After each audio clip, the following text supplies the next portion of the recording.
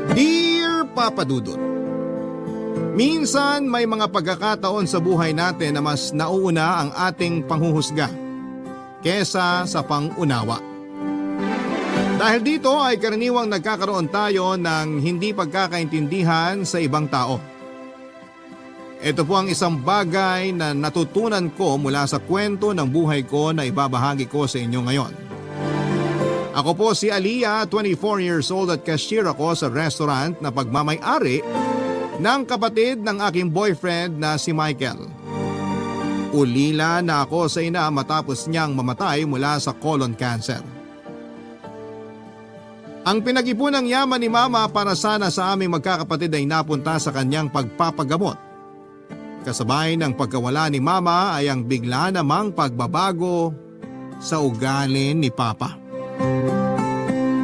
Sa aming lahat siya ang pinaka nahirapan sa pagtanggap sa pagkamatay ni Mama. Na-depress siya at ang ginawa niya para makatakas mula sa nararamdaman niyang kalungkutan ay ang magbisyo. Nalulong siya sa sugal, alak at pati na rin sa ipinagbabawal na gamot. Ang dating maganda niyang buhay ay itinapon na lamang niya basta simula nung nawala si Mama. Mahirap man pero no choice ako kundi tumayong breadwinner ng aming pamilya. Kinailangan kong pagsabayin noon ang pag-aaral at pagtatrabaho ko para matustusan ang pangangailangan namin. Sa awa ng Diyos ay nakapagtapos naman po ako ng pag-aaral, Papa Dudut. Ang problema nga lang ay nahirapan akong maghanap ng trabaho na related sa kursong tinapos ko. Sinalo ako ng boyfriend ko at ipinasok niya ako sa restaurant ng kanyang kuya. Papa Dudut, mabuti na lamang at nung mga panahon na yon ay may kamag-anak kaming nagtatrabaho sa ibang bansa na siyang tumulong sa amin. Siya si Tita Ellen, ang nakababatang kapatid ng aking ina. OFW siya sa Kuwait at simula noong nawala si Mama ay siya na ang tumayo bilang pangalawang ina namin kahit na nasa malayong lugar siya noon, Papa Dudut.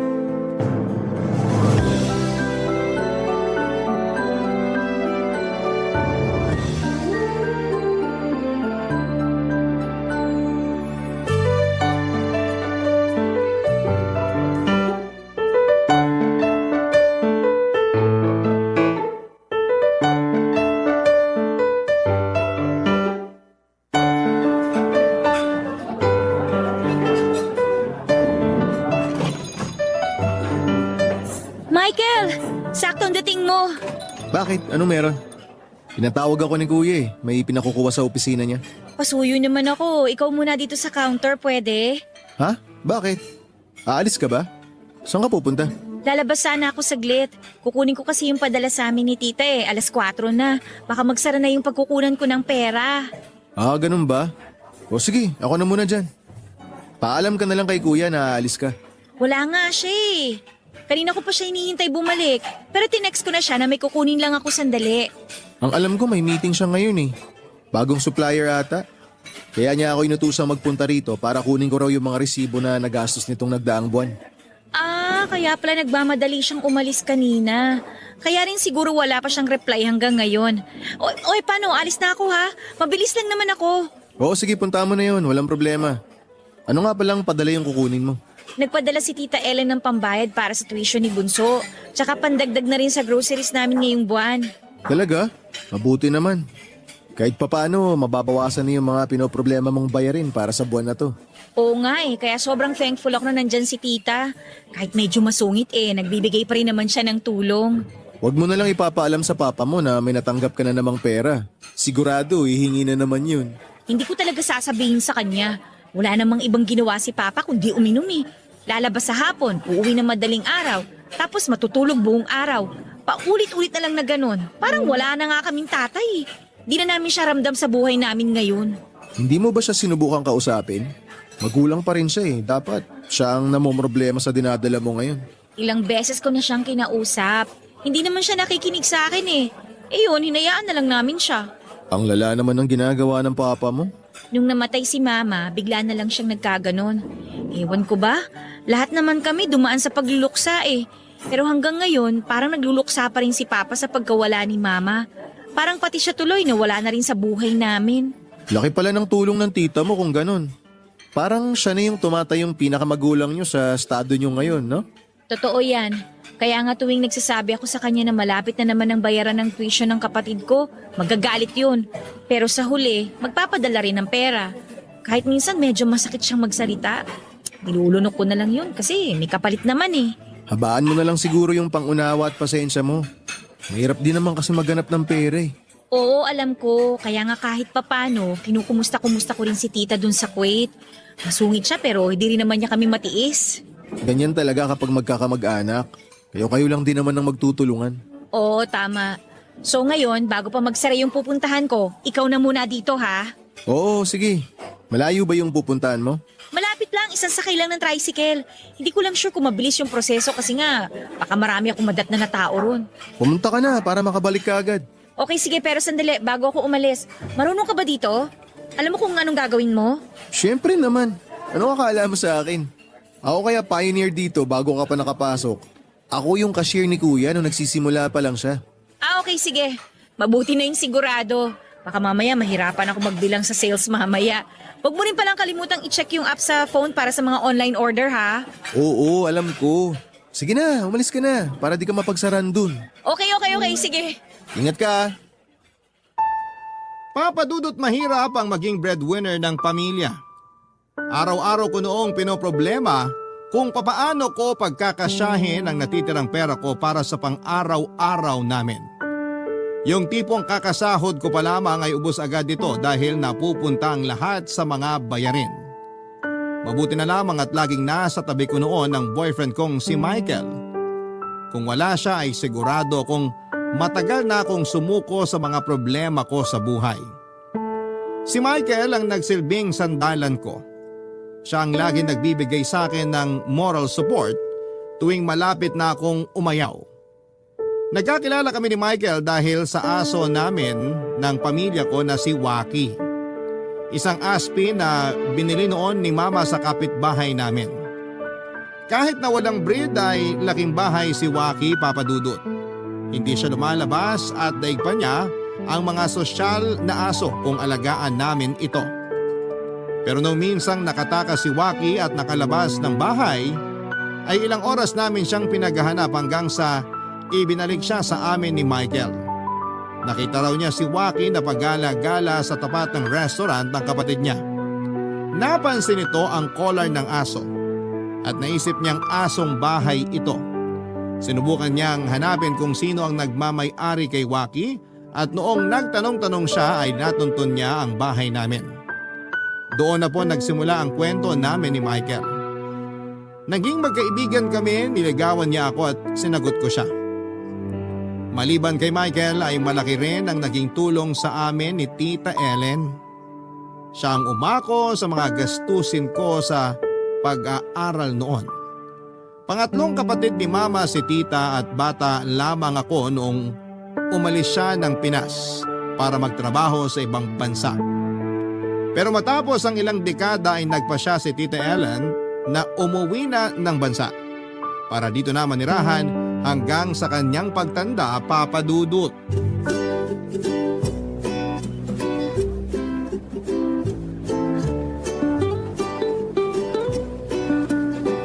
Ano kaya? Brown o blue? Ikaw bahala, pero kung ako tatanungin mo, mas gusto ko yung itim dun sa may gilid. Ang pangit kasi masyadong madilim. Ano ba yan? Sino bang mag-aakala na ang hirap palang mamili ng kurtina ngayon? Ang daming magaganda eh. Bakit kasi ang aga mo magpalit ng kortina? Parang kailan lang nung huli kang bumili ng kortina? Hindi naman kasi para sa akin to. Hindi sa'yo? Para kanino? Sino gagamit niyan?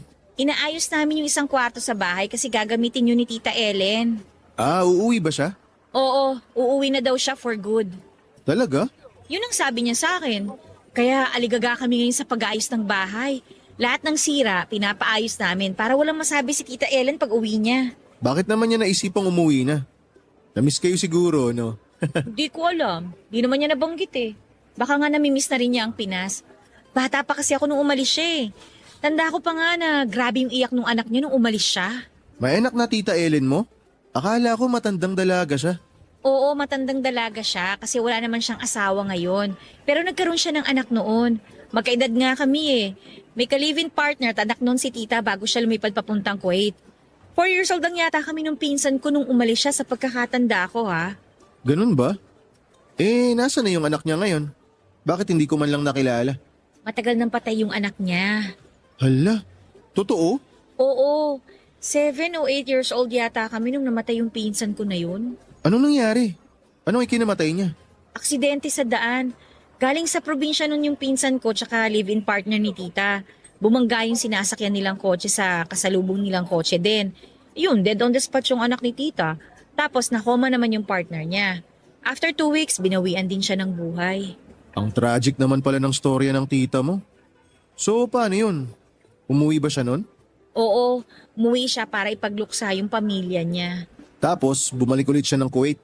Oo, hindi niya kaya magstay dito sa Pinas noon eh. Parang sobrang sakit daw para sa kanya yung nangyari kaya naisip niyang mag-abroad ulit para makalimot. Yung simula nun, hindi na siya bumalik dito. Nung namatay nga si mama, hindi rin siya umuwi eh. Ngayon na lang ulit.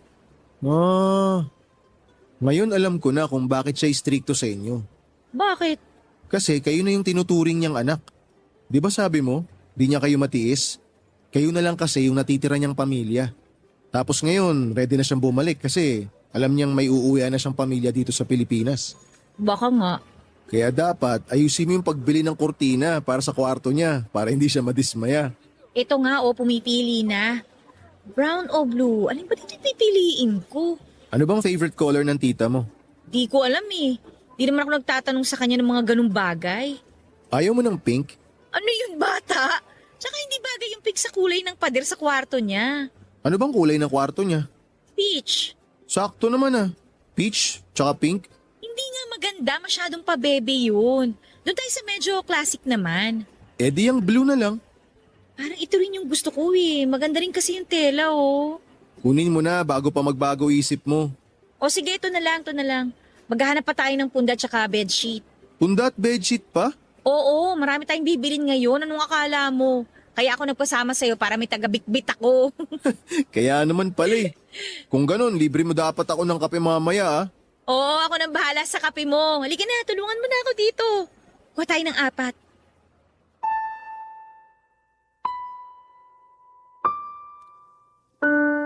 Papa Dudut, excited ako noon sa pag-uwi ni Tita Ellen dahil sa wakas ay makakasama na namin siya ng personal. Pero sa pagtagal ng pagsasama namin ay unti-unti ko ring na-realize na iba pala ang ugali ng tita namin. Na-underestimate ko ang pagiging istrikto niya. Simula nung nakasama namin siya sa bahay ay saka ko lang napagtanto na ang lala pala ng pagiging mahigpit nito. Iba ang pagbabawal na ginagawa niya sa amin noong nasa abroad pa lamang siya kumpara noong nakasama na namin siya sa isang bubong. Daig pa namin ang preso sa dami ng bawal na gawin. Pinagbawalan niya akong magsuot ng maiksing damit dahil malaswa daw itong tingnan. Para daw akong nag-aakit ng mga kalalakihan kapag nagpapakita ako ng balat sa labas ng bahay namin. Bawal din akong sumama sa mga kaibigan kong lalaki. Ang pinakamalala na sigurong ginawa nito ay nung pinagbawalan din niya si Michael na pumasok sa loob ng bahay. Tuwing dumadalaw ang boyfriend ko sa bahay namin ay hanggang sa labas lamang siya. Pero kahit na ganoon ay may magandang nagawa din naman ang pagdating ni Tita Ellen sa buhay namin. Dahil sa kanya ay nakahanap ng katapat si Papa. Kung dati ay puro pag-inom ang inaatupag ni Papa ay natigil ito dahil kay Tita Ellen. Binigyan kasi niya si Papa ng kondisyon na kung hindi nito aayusin ang buhay niya, ay si Tita mismo ang magpapalayas sa kanya sa bahay. Kayang-kayang gawin yun ni Tita Ellen kay Papa dahil si Tita ang nagpatayo ng bahay na tinitirhan namin, Papa Dudut. Dahil sa dugot pawis nito, kung kaya't nagkaroon kami ng bubong na masisilungan. Kaya naman kahit sobrang higpit ni Tita sa amin, Papa Dudut, ay wala kaming choice noon kundi ang sundin ang lahat ng ipinag-uutos niya sa amin. Lalong-lalo na si Papa. Barangay Love Stories. Barangay Love Stories. Malayong malayo ang Tita Ellen na nakilala ko noong bata pa ako kumpara sa Tita Ellen na umuwi galing sa Kuwait. Sa pagkakaalala ko ay napaka-sweet na tao ni Tita. Siya pa nga ang nagturo sa akin noong bata pa ako kung paano ang tamang paraan ng pagligo. Inespoil niya ako noong musmus pa lamang ako at lahat ng gusto ko ay ibinibigay niya sa akin. Pero simula noong nakapag-abroad siya ay para bang naging tigre na ang ugali nito. Naging diktador na siya sa bahay at lahat ng gusto niya ay dapat na nasusunod. Napaka-simple lang ng buhay namin noon, Papa Dudut. Malaya kaming gawin ang anumang gusto namin. Kahit na sobrang hirap ng buhay dati. Pero nung dumating si Tita ay mahirap na nga ang buhay namin ay mas lalo pa itong lumala. Bawat kilos namin ay binabantayan niya na para bang gwardya. Konting pagkakamali lang ay pinapagalitan niya kaagad kami. Para tuloy akong nagbalik sa pagkabata na takot na mahuli ng mga magulang ko na may ginagawang kabalbalan. Nung una ay nakaya pa naming tiisin ang mga pinaggagawa ni Tita sa amin. Para sa kapakanan din lang naman namin ang pagiging stricto niya, kaya iniintindi na lang namin yon. Pero nagkaroon ng hangganan ng pagtitiis namin yon noong pinagbuhatan na niya ng kamay ang bunso naming kapatid. Nalaman kasi ni Tita na nagkaroon ng 2 bagsak na subject ang kapatid ko, kaya hindi ito nakasama sa listahan ng mga makakagraduate noong taong yon. Gamit ang sinturon ay pinaghahampas niya ang kapatid ko hanggang sa nagkanda sugat-sugat na ito. Ang sama ng loob na matagal kong kinikimkim ay bigla na lamang sumabog dahil sa pangyayaring yon.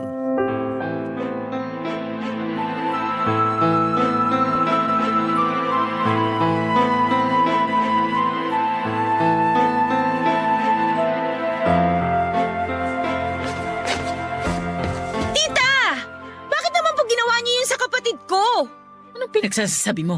Hindi niyo na maalala yung ginawa niyo sa kapatid ko? Pinaghahampas niyo siya ng sinturon. Bakit naman ganon? Bakit? Nagsumbong ba sa'yo yung batang yon? Hindi siya nagsumbong sa akin. Nakita ko mismo yung mga sugat sa likod niya. Hindi na nga siya makahiga ng maayos dahil sa ginawa niyo eh. Grabe naman po kayo. Gawain ba yan ng matinong tao? Ano sabi mo? Sa ating lahat, ako ang pinakamatinong tao rito. Sino ka para manugod ng ganyan dito? Alam mo ba kung bakit ko ginawa yun sa kapatid mo? Dahil bagsak siya? Dahil hindi siya makakagraduate ngayong taon? Alam ko po yun pero pwede naman… Dahil mas inaatupag niya ang paglalakwat siya kesa pag-aaral.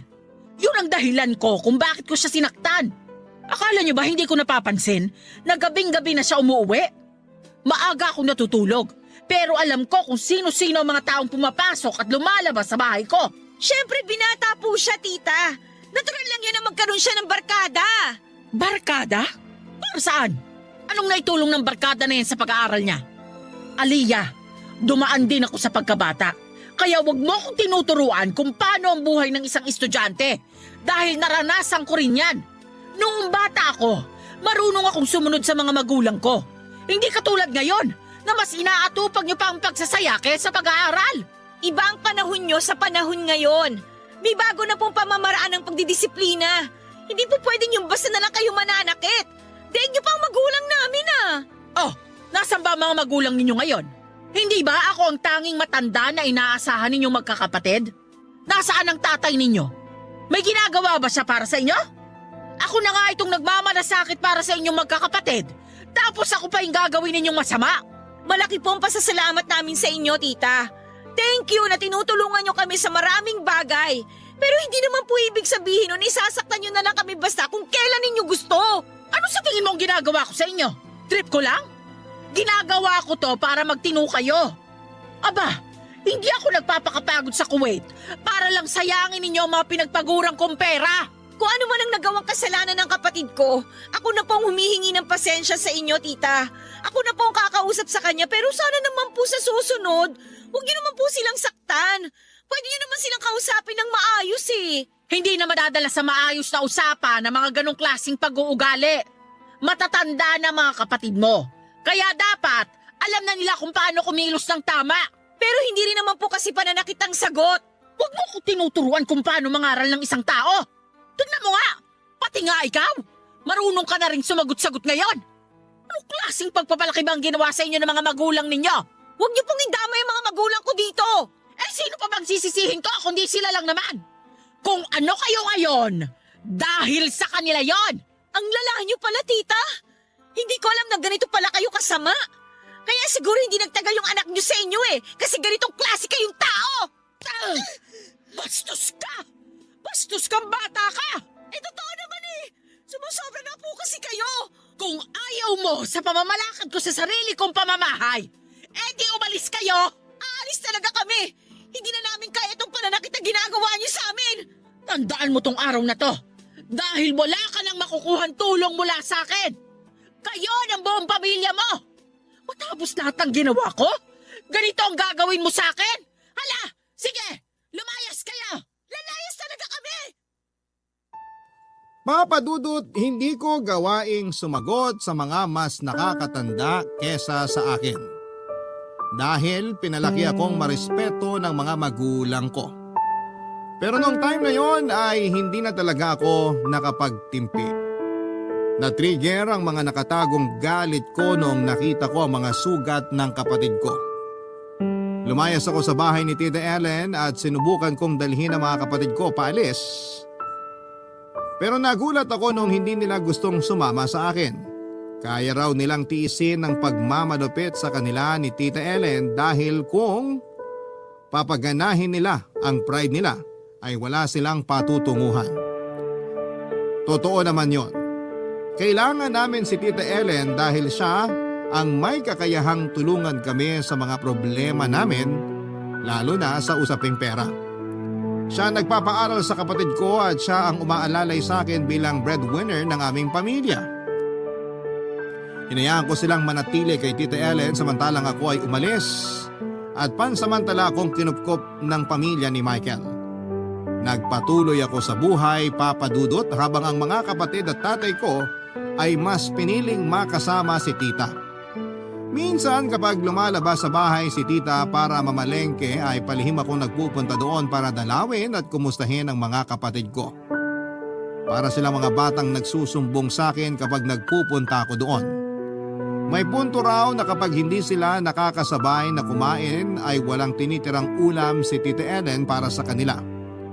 Ang lahat ng ito ay ipinapakain niya sa aso. Wala namang magawa ang papa namin dahil maging siya ay nakaasa lang din sa tita namin. Dahil hindi ko matiis ang sarili kong pamilya na naghihirap ay ako na mismo ang gumawa ng paraan para malayo sila kay tita.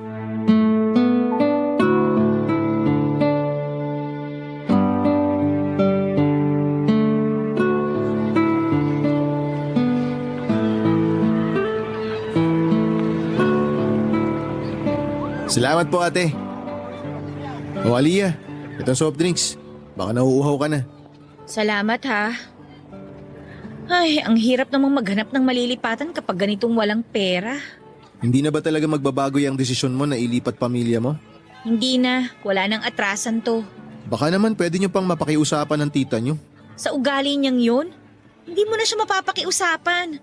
Nasa dugo na talaga siguro niyang manakit ng tao. Di mo na mapapalitan yung mga ganung pag-uugali. Eh paano siya? Maiwan siya mag-isa? Wala naman siyang pakialam dun eh. Kahit iwan namin siya, okay lang sa kanya.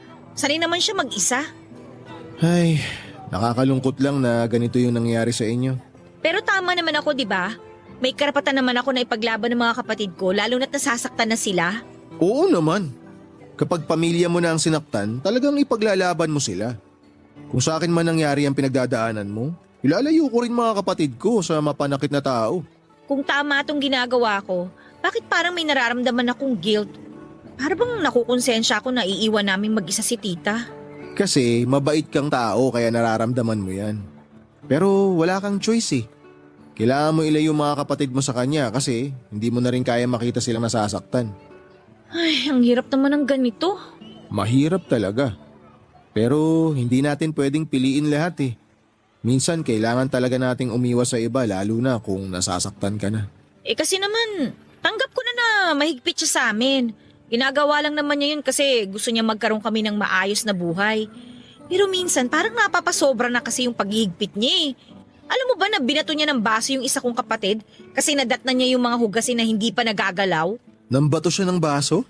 Oo, tinamaan sa mukha yung kapatid ko tapos nasugatan pa siya sa bubog. Eh bakit daw hindi pa nauhugasan yung mga pinagkainan? Kasalanan din naman kasi nung kapatid ko eh. Inuna niya maglaro ng mobile game kaysa hugasan yung mga pinagkainan. Pero rason na ba yun para batuhin mo ng baso yung tao?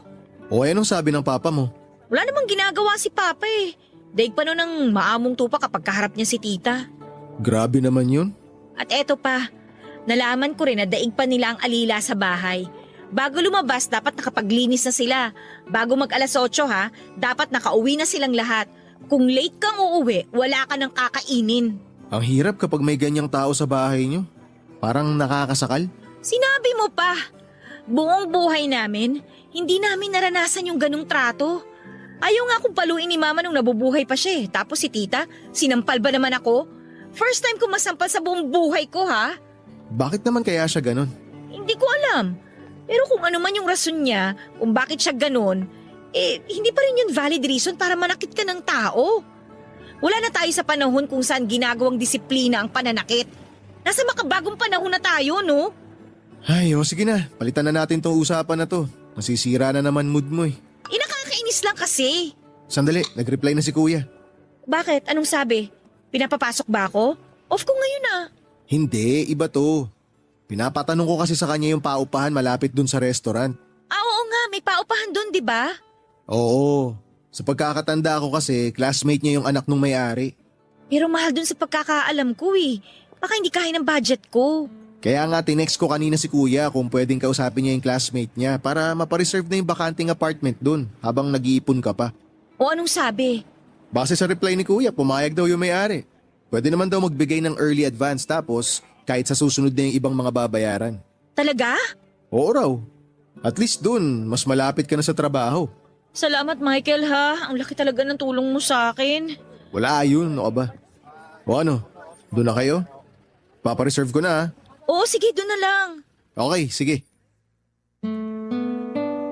Ilang buwan ako nag-ipon para sa deposit at advance ng maliit na apartment na nahanap namin para sa pamilya ko. Malapit lamang ito sa restaurant ang kapatid ni Michael. Sa tulong ng boyfriend ko ay napakiusapan namin ng landlord na i-reserve ang apartment habang naghahanap ako ng pambayad sa kanila. Nung nakabayad ako ay agad kong kinuha sina Papa at mga kapatid ko para makaalis na sila sa malupit na pamamalakad ni Tita Ellen sa bahay. Naiwan si Tita Ellen na mag-isa sa bahay at walang kasama. Nakakakonsensya man at parang lumalabas na wala akong utang na loob sa ginawa ko, pero hindi ko lang talaga matiis na kinakawawa ni Tita ang mga kapatid ko. Pagkalipat namin ay agad na naghanap ng trabaho si Papa para makatulong siya sa mga gastusin namin. Nagtulungan kaming mag-ama para mapag-aral ang mga kapatid ko at naging katuwang ko doon si Michael. Bumalik sa dati ang buhay namin, simple at masaya. Ganon pa man ay hindi naman po ako gaanong kasamang tao. Minsan ay nakikibalita pa rin ako sa kalagayan ni Tita Ellen sa pamamagitan ng mga kapitbahay namin. Never niya kaming hinanap o pinakiusapan na bumalik na lamang sa kanya at hinayaan lang namin yon papadudot. Hanggang isang araw, matapos ang ilang buwan ay nabalitaan na lang namin na dinala sa ospital si Tita Ellen matapos po siyang ma-stroke. Papadudot. Barangay Love Stories. Barangay Love Stories. Papadudot, nagwawalis lang daw noon si Tita Ellen sa bakuran ng bahay noong biglang nanghina ang mga tuhod nito. Biglang hindi na niya may hakbang ang mga paa niya hanggang sa bigla na lamang siyang natumba. Mabuti na lamang at noong mga oras na yon ay nasa labas siya ng bahay at mabilis siyang nakita ng mga kapitbahay. Itinakbo siya sa ospital at doon ay napag-alamang nagkaroon siya ng mild stroke. Noong puntahan namin siya sa ospital ay hirap pa siyang makapagsalita dahil kalahati ng kanyang katawan ay hindi nito maigalaw. At dahil naman sa awa ng Diyos at sa awa na rin namin ay pinakiusapan ako ng papa ko na bumalik na lamang kami sa bahay para may kasama itong si Tita Ellen at mayroong magbabantay sa kanya. Hindi naman po ako masamang tao para hindian ang pakiusap ni Papa. Kahit na may kaunting galit at tampo po ako noon kay tita ay pamilya ko pa rin siya. At mahal ko siya kaya kapakanan din niya ang iniisip ko. Pagka-discharge ni Tita Ellen sa ospital ay nag-ayos na kami ng gamit mula sa apartment na inuupahan namin at bumalik kami sa bahay. Nagtulungan kaming magkakapatid na ibalik si tita mula sa dati niyang lakas.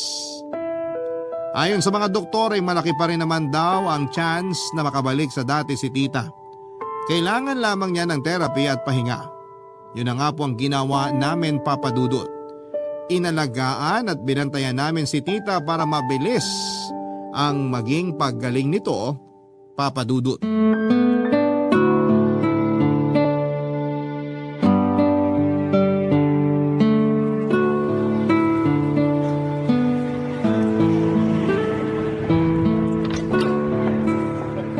Aliyah, saan ka pupunta? Oh, Michael! Bibili ako ng pandiregla tsaka kabayan dyan sa may bakery para may maipamerienda ako kay tita. Samahan na kita. O sige. O ba't ka pala nandito? Wala naman. Gusto lang kitang dalawin. Tsaka gusto ko lang makibalita kung maayos ba yung pagbabalik nyo rito sa bahay ng tita nyo. Okay naman. Maayos naman. Masaya si tita na binalikan namin siya. Mabuti naman kung ganun. Kumusta na pala siya? Sa awa ng Diyos, unti-unti nang nakaka-recover. Nung kalalabas niya ng ospital, hindi namin maintindihan yung mga sinasabi niya kasi nga hindi niya maigalaw yung kalahati ng katawan niya. Mabuti na lang ngayon, maayos na siya magsalita. Nakakabangon na ba siya? Oo, kaya na niyang umupo pero hindi pa niya kayang maglakad. Kaya na rin niyang tumayo pero dapat may nakasuporta sa kanya o kaya may sinasandalan siya. Uy, siya nga pala, salamat pala dun sa wheelchair na pinahiram niyo kay tita ha. Wala yun. Wheelchair yun ni Lola nung nabubuhay pa siya. Kesa naman nakatambak at inaalikabok, mabuting ipahiram na lang namin para magamit. Malaking tulong yun kasi kapag gusto magpahangin ni tita sa labas, ginagamit namin yung wheelchair na pinahiram niyo. So ikaw ang nagbabantay sa kanya ngayon? Oo, ako yung nagpapaligo, nagbibihis, saka nagpapakain sa kanya. Para na nga ako yung personal nurse niya eh. Ayaw din naman kasi niya magpa-therapy sa ospital kaya kami-kami na lang yung gumagawa nun. Paano mo naman malalaman kung effective yung mga ginagawa niyong therapy sa kanya? Nag-search kami sa internet. Marami namang video doon na pwedeng gayahin eh. Ah, okay. So, kumusta naman kayong dalawa? Okay na ba? Wala nang tampuan? Oo, okay naman na kami. Parang wala nga nangyari eh. Ganun pala yun no? Kapag buhay na yung pinag-uusapan, kung ano man yung nararamdaman mong galit para dun sa tao, nawawala din. Kasi nga, mas nananaig yung pagmamahal mo sa tao. Galit ka man sa kanya pero deep inside, mahal mo siya eh. Ganun naman talaga kasi parte ng pagmamahal mo sa isang tao yung pagkakaroon ng galit o tampo kapag nagkakamali sila. Siguro nga. Ibig sabihin ba niyan, bati na kayo? Hindi ko alam. Basta ang alam ko, maayos na kaming lahat. Pati yung mga kapatid ko, wala naman silang tampo o galit kay tita eh. Siya rin, ganun din siya sa amin. Never niyang inungkat yung pag-iwan namin sa kanya. Mahalaga eh, magkakasama na kami ngayon. Pero ikaw, napatawad mo na ba siya? Di pa naman siya humihingi ng tawad eh, kaya medyo may tampo pa rin ako ng konti sa mga ginawa niya noon. Pero pwede namang isang tabi na lang muna namin yun sa ngayon. Alam mo, pwede ka namang magpatawad kahit walang humihingi ng tawad eh. Nasa sayo na lang yun kung handa na ba talaga yung puso mo na kalimutan yung nangyari. Siguro kapag may nagbago na, dun mapapatawad ko na siya. Isipin mo na lang din yung mga nagawa niya para sa inyo. Hindi ko naman makakalimutan yun. At hindi ko naman yun kakalimutan. Hindi naman porke may tampo ko eh, hindi na ako thankful. Pwede namang sabay mong maramdaman yun para sa isang tao eh. Pero ikaklaro ko lang hindi naman kita pinipilit na magpatawad agad. Mas masarap lang kasi sa pakiramdam kapag wala kang kinikimkim na sama ng loob. Hindi ko naman yun kinikimkim. Tsaka hindi ko naman hinahayaan na yung tampo kong manaig. Mabuti yan. Ang importante, civil pa rin kayo kahit na nagkaroon kayo ng pagtatalo noon. Tama ka. Isa lang naman ang goal naming lahat eh. At yun yung mapagaling si Tita Ellen. Tama. Magandang mindset yan. Papa Dudut, bilang ako lang ang babae sa aming magkakapatid, ako ang nag-alaga kay Tita Ellen habang nagpapagaling siya. Napansin ko kasi napalagay siya kapag kapwa niya babae ang tumitingin sa kanya. Noon pa man ay ayaw na kasi talaga niyang hinahawakan siya ng mga lalaki kahit nakamag-anak pa niya ang mga ito. Hindi ko alam kung bakit basta matagal ko nang napapansin na ayaw lumapit ni tita sa mga kalalakihan. Hirap pa noong maglakad si tita kaya kinailangan niyang gumamit ng wheelchair. Ako ang nagpapakain, nagpapaligo at nagbibihis kay tita noong nagpapagaling pa siya. Sa kabutihang palad ay unti-unti rin namang nanumbalik ang dating lakas ng katawan ni tita. Kaya nitong magsalita ng walang kahirap-hirap. Ang problema nga lang ay natagalan bago siya muling nakalakad. Araw-araw ay ako ang kasakasama niya na maglakad sa harapan ng bahay para hindi masanay ang katawan niyang nakaupo lamang. Papadudot sa kabila ng mga nangyari ay wala pa rin nagbago sa ugali ni Tita Ellen. Masungit pa rin siya at istrikto. Habang inaalagaan ko nga siyang maglakad ay napansin pa nito kung gaano kanipis ang suot kong t-shirt at doon mismo ay pinagalitan niya ako. Pero sa pagkakataong yon, sa halip na mainis ako na lamang ang umintindi sa tita ko. Kahit palagi niya akong tinatalakan ay hinahayaan ko na lamang siya. Makalipas nga ang ilang buwan ay unti-unti ring bumalik sa dati ang lakas ni tita Papadudut. Medyo paika-ika nga lang siyang maglakad at kailangan na niyang gumamit ng tungkod. Pero malaki pa rin ang pasasalamat namin na mabilis ang naging recovery niya. Noong minsang magkaroon kami ng chance ni tita na magkausap habang walang tao sa bahay, ay isang bagay ang tinanong ko kay tita na matagal nang bumabagabag sa isipan ko.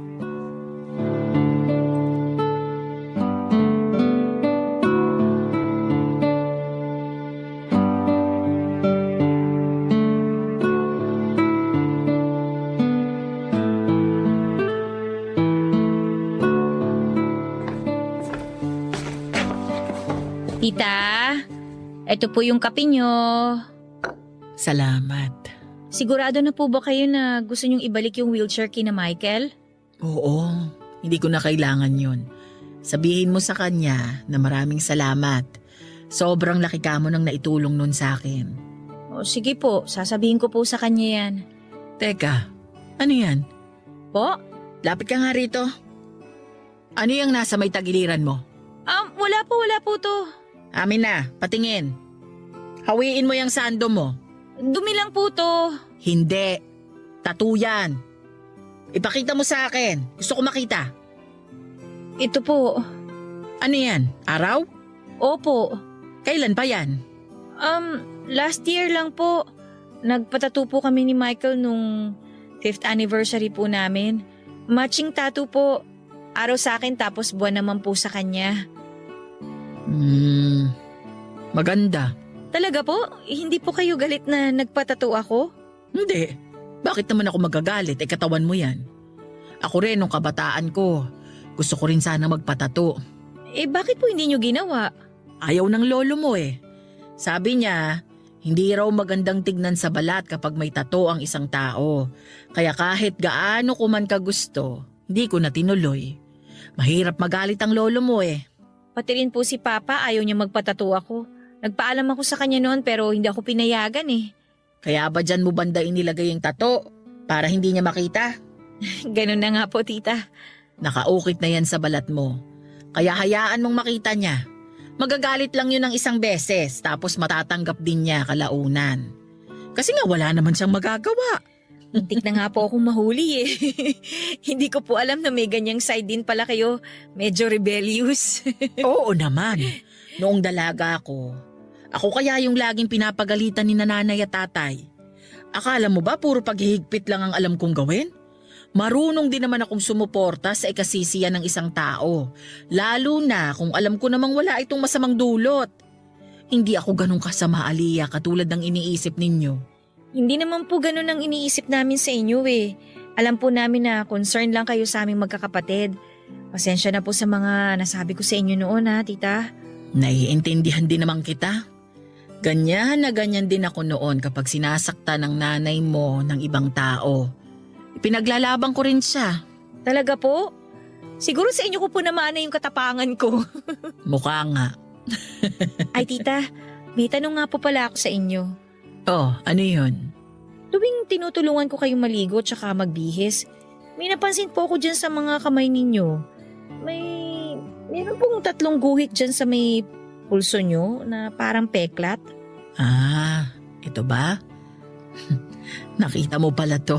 Opo, noon ko lang napansin tapos hindi na nawala sa isip ko. Tama po ba yung hinala ko na... Na naglaslas ako? Oo. Totoo nga yung iniisip mo. Pero bakit naman po? Hindi ko po maintindihan kung bakit nyo naisipang gawin yung bagay na yun. Marami akong pinagdaanan sa buhay na hindi ninyo alam. Sa Kuwait po ba ito nangyari? Oo. Bawat linya dito sa pulso ko, ito yung mga araw na gusto ko nang tapusin ang buhay ko. Bakit po? Bakit nyo po naisip na magpatiwakal? Inabusong pagkababae ko noon. 3 beses. Pinagsamantalahan ako ng mga lalaking pinagkatiwalaan ko. Ah, hala. Tita. Nangyari yun una sa pangalawang trabaho ko. Kapatid ng amo ko yung gumalaw sa akin. Gusto ko nang umuwi nun eh. Pero sa akin nakaasa ang lolo't lola mo. Kaya pinigilan ko ang sarili ko. Lumipat ako ng trabaho. Akala ko magiging maayos na ang lahat. Nagkaroon ako ng boyfriend. Pero niloko niya ako. Hinayaan niya akong pagsamantalahan ng kaibigan niya habang nanunood siya. Pangatlo, kapwa ako Pinoy ang gumawa ng kahalayan sa akin. Hindi niyo po ba sinubukan magsumbong sa mga pulis? Anong magagawa ng isang Pinay na nagtatrabaho sa isang dayuhan na bansa? Maging kapwa Pilipino ko nga mismo pinagtaksilan ako. Hindi ako nagsumbong sa pulis dahil sa takot. Makapangyarihan ang mga tao doon at walang laban ng isang katulad ko. Sana umuwi na lang po kayo. Para ano? Para sabay-sabay tayong maghirap dito sa Pinas? Nung nagkasakit ang mama mo, kinailangan kong kumayod para makatulong sa pagpapagamot niya. Nung namatay siya, kailangan mong magtapos ng pag-aaral. Nung nakapagtapos ka, kailangan ko pang mag-ipon para makauwi na rito. Yun ang naging buhay ko sa Kuwait. Pero bakit hindi niyo po sinabi to sa amin? Dahil wala naman kayong magagawa. Wala rin kayong maitutulong sa akin. Tita, sorry po ah. Hindi po namin alam ang mga pinagdaanan ninyo sa Kuwait. Sorry po na wala man lang kaming nagawa para sa inyo. Hayaan mo na yon.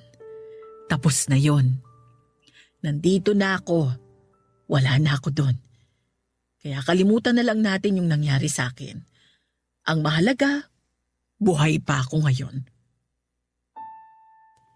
Nang mga oras na yon ay mabilis na nasagutan ang lahat ng katanungang nasa isip ko.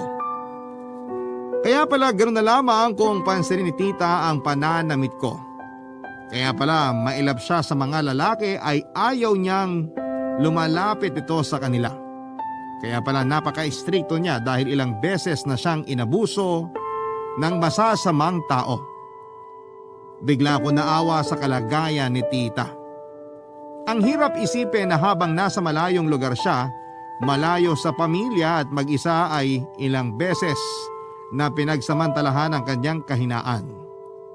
Parang ang lumalabas ay naging trauma response ang pagiging mahigpit ni tita sa aming mga magkakapatid. Noong ko lang naintindihan ang lahat ng yon, Papa Dudut. Humingi ako ng tawad kay Tita Ellen dahil sa mga nagawa ko. Hanggang ngayon ay pinagsisisihan ko ang pagsagot-sagot ko sa kanya noon, pati na rin noong iniwan namin siyang mag-isa. Sa kabilang banda ay humingi rin siya ng pamanhin sa amin kung masyado siyang naging mahigpit. Nagkapatawaran kaming dalawa, Papa Dudut, at nangako ako kay tita na itatago ko ang kanyang sekreto. Simula noon ay pinangako ko na sa sarili ko na alagaan ko si tita para makabawi sa mga sakripisyong ginawa niya para sa aming pamilya. Sa mga sumunod na taon ay unti-unti kong ipinaintindi sa mga kapatid ko ang kahalagahan ng pagsunod at paggalang hindi lang sa mga nakakatanda, kundi pati na rin sa ibang tao dahil hindi natin alam kung ano ang kwentong kanilang pinagdaanan sa buhay. Lahat tayo ay inukit mula sa kanya-kanya nating nakaraan. At kung ano man tayo ngayon ay dahil yon sa ating mga karanasan. Hanggang dito na lamang po ang kwento ko sa inyo, Papa Dudut, naway merong natutunan ang mga kabarangay sa kwento ng aking buhay. Maraming salamat po sa Barangay Love Stories at sa Barangay LS sa pagkakataong ito. Ang inyong forever kapuso at kabarangay, Aliyah. Dear Papa Dudut, Daddy's girl ang tawag nila sa akin dahil sa matinding paghanga ko sa aking ama.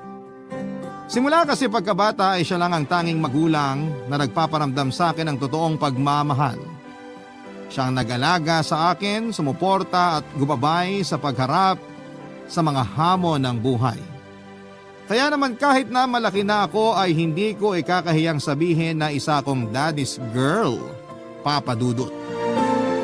Tawagin niyo na lamang po ako sa pangalang Talia, 29 years old at galing po ako sa isang broken family.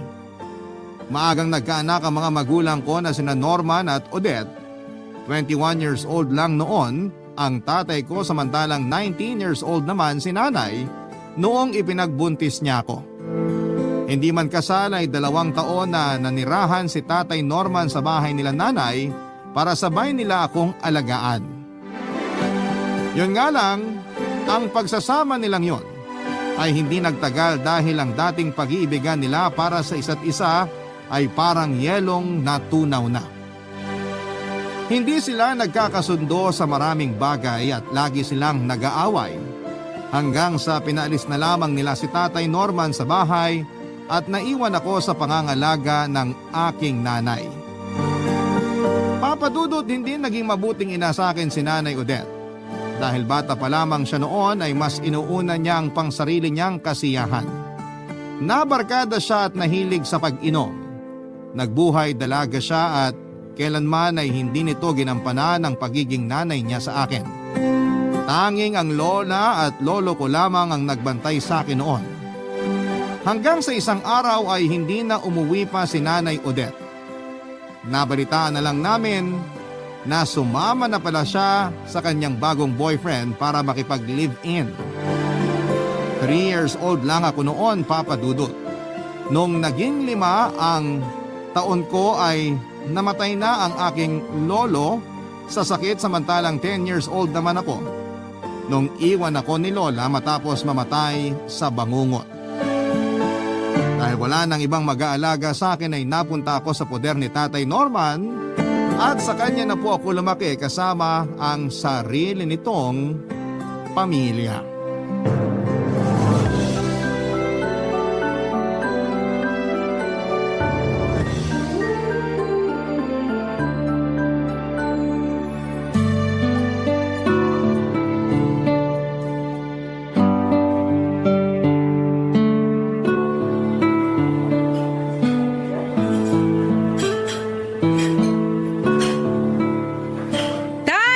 Nandito po ako! Nandiyan ka pala. Hindi ka agad kita nakita. Humihina na talaga tong paningin ko. Upo na ako, ha? Sige ho. Parang kailangan nyo na talaga ng salamin ah. Oo nga eh. Kaso, ang mahal magpagawa ng salamin. Kaya wag na lang muna. Ano? Nakapili ka na ba ng orderin mo? Nasaan po si nanay? Sina John? Di mo po sila kasama? Hindi ko na sila sinabihan. Ikaw lang talaga yung inimbita ko rito kasi ikaw yung may birthday. Ah, ganun po ba? Oo. Saka na lang tayo lumabas na buong pamilya kapag may sahod na ako. Pag 2 tao lang yung kaya ng budget ko ngayon eh. Naku, Tay. Dapat hindi na po kayo nag-abala pa. Ibili na lang natin ng ulam yung pera nyo para sabay-sabay tayong kumain ni nanay sa bahay. Hindi, wag ganun. Itinabi ko talaga tong budget na to para sa'yo. Hindi kita nasamahan sa mga birthday mo nung bata ka pa. Kaya ngayon pa lang ako bumabawi. Pagbigyan mo na ako. Matagal naman na kayong nakabawi eh. Tsaka ang tanda ko na, Tay. Pwede ko nang i-celebrate ang birthday ko ng kahit mag-isa lang ako. Teka, ilang taon ka na nga ba ngayon? 20 na po. Dalaga ka na. Ang bilis ng panahon, ano? Kaya nga po eh. Sa sobrang busy natin, hindi na natin namamalayan kung gaano kabilis tumakbo ang oras. Kaya nga sobrang laki ng panghihinayang ko sa 10 taong wala ka sa akin. Hindi kita nasamahan nung musmus ka pa lang. Kaya hayaan mo na akong bumawi. Umorder ka kahit anong gusto mo ngayon. Huwag mong isipin yung presyo. Salamat, Tay. Kayo na lang po kaya pumili. Ano bang gusto niyong kainin? Dapat ikaw ang pumili. Ikaw ang may birthday eh. Kung ano po yung gusto niyo, yun na rin po ang gusto ko. Okay, sige. Ano ba? Nasaan ba yung menu? Eto po. Salamat. Ano bang masarap kainin ngayon? Tay, may tanong po ako. Ano yon? Sa tingin niyo, bakit po kaya hindi nag-work yung relasyon niyo ni Nanay noon? Yung sa inyo po ni Nanay Odette hindi si Nanay Marisa. Kami ni Odette? Masyado pa kasi kaming bata noon eh. Ibig po bang sabihin, dahil bata pa kayo, hindi pa totoo yung pagmamahal niyo sa isa't isa? Siyempre, totoo yun. Ikaw nga yung naging bunga nun eh. Pero dahil bata pa kami, hindi pa ganong katibay yung mga ginagawa namin desisyon dati. Marami pa kaming bagong kaalaman na natutunan. Mas nag-mature pa yung pag-iisip namin. Nag-iba yung mga pananaw namin sa buhay hanggang sa nag-iba na rin yung nararamdaman namin para sa isa't isa. Nanghihinayang ka po ba na hindi kayo nagkatuluyan ni Nanay Odette? Sa totoo lang, hindi. Kasi kung hindi kami naghiwalay, hindi ko makikilala ang Nanay Marisa mo. Kinailangan masaktan ang puso ko para matutunan ko kung anong klaseng pagmamahal ang kinakailangan ko. Ang naging problema lang sa naging hiwalayan namin, nawalay ka sa akin. Kumusta na po kaya si Nanay Odette ngayon? Hindi ko alam pero sana nasa mabuting kalagayan siya. Sana masaya na siya ngayon. Sana kung ano man yung mga pangarap niya noon para sa sarili niya, naabot na niya. Sana nga po. Oh, meron silang chicken kare-kare. Hindi pa ako nakakatikim nito ah. Kare-kare na manok? Meron bang ganun? Ayan oh, tignan mo nasa menu nila. May picture pa nga eh. Oo nga, no? Gusto niyo po tikman natin? O sige, tapos dagdagan na rin natin ng chapsuy. Mag-order na tayo para maluto na. Waiter! Waiter!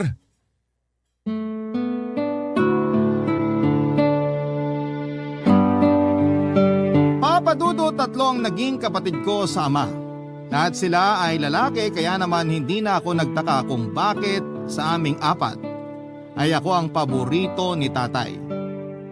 Ako man ang paborito, kailanman ay hindi ko naramdaman na naging outsider ako sa pamilya ni Tatay Norman. Hindi naging issue sa kanila na laging pabor sa akin si tatay. Sa katunayan, nung kinupkop ako ni tatay ay tinanggap ako ng buong-buo ng kanilang pamilya. Itinuring akong tunay na anak ng stepmother ko na si Marisa at ganoon din ang 3 ko pang half-brother. Itinuring din nila akong parang kapatid na buo.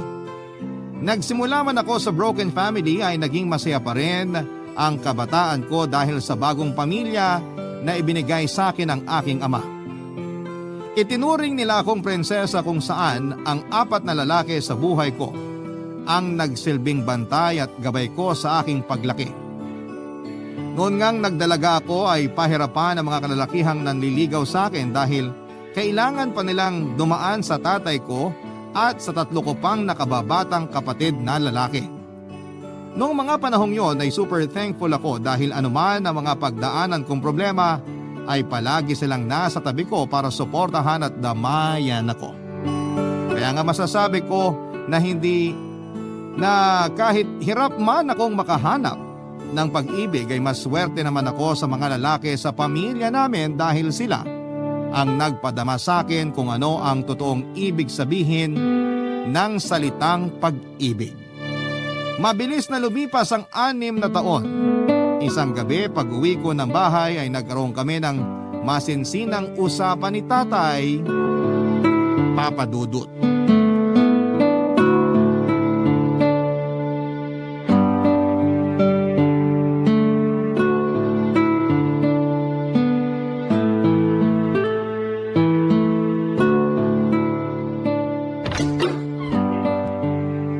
Oh, Talia, ngayon ka palang nakauwi. Opo. Di po ba nagpaalam naman ako sa inyo na gagabihin ako ngayon? Oo, nagpaalam ka nga. Pero hindi ko lang inaasahan na ganito ka kalito uuwi. May dinaanan lang po akong kaibigan. Tapos nahirapan ako maghanap ng masasakyan pa uwi kaya ginabi ako. Sana tinawagan mo na lang ako para nasundo kita. Alam niyo naman po na ayoko nagmumotor kayo sa gabi kasi nga mahina na mga mata niyo. Tsaka ang mahal ng gasolina ngayon. Sayang lang yung gas niyo pag sinundo niyo ako. Kumain ka na ba? Tapos na po. Tabi nga po ako sa inyo, Tay. Usog ka. Oo, tatabi pa. Ang liit na nga nitong sofa. Namiss ko kayo eh. Kamusta po ang araw niyo? Ayun, nakakapagod pa rin. Walang nagbago. Ang itim niyo na oh. Hindi niyo naman nata ginagamit yung binili kong arm sleeves para sa inyo eh. Ginagamit ko naman pero mainit pa rin talaga sa labas. Ano magagawa ko? Kung sa bagay, kayo ba naman ang mababad sa initan sa kakadeliver ng mga parcel? Iitim talaga kayo. Gusto niyo bilang ko kayo ng sabong pampaputi? Para saan pa itong balat ko nga ang asset ko. Kaya nga nainlabang nanay mo sa akin dahil sa kulay ko eh. We, talaga? Oo, tipo daw talaga niya yung mga moreno. Parang Tonton Gutierrez. Asus! Tonton Gutierrez daw. Ang puti kaya nun. Pero magkawig naman kami, hindi ba? O na, kayo na po ang pogi. Ikaw ba? Ano ba ang mga tipo mo sa lalaki? Ako? Wala naman akong criteria talaga pagdating sa mga lalaki. Basta ang gusto ko lang mabait, masipag, magalang. Yun lang naman. Parang nagkakaubusan na yata ng ganyang lalaki ah. Bakit niyo naman po nasabi? Eh kasi hanggang ngayon, wala ka pa nakikitang ganun eh. 26 ka na, pero wala ka pa ipinapakilalang boyfriend sa akin hanggang ngayon. Lo? Ibang klase rin kayo mag-trash talk ha?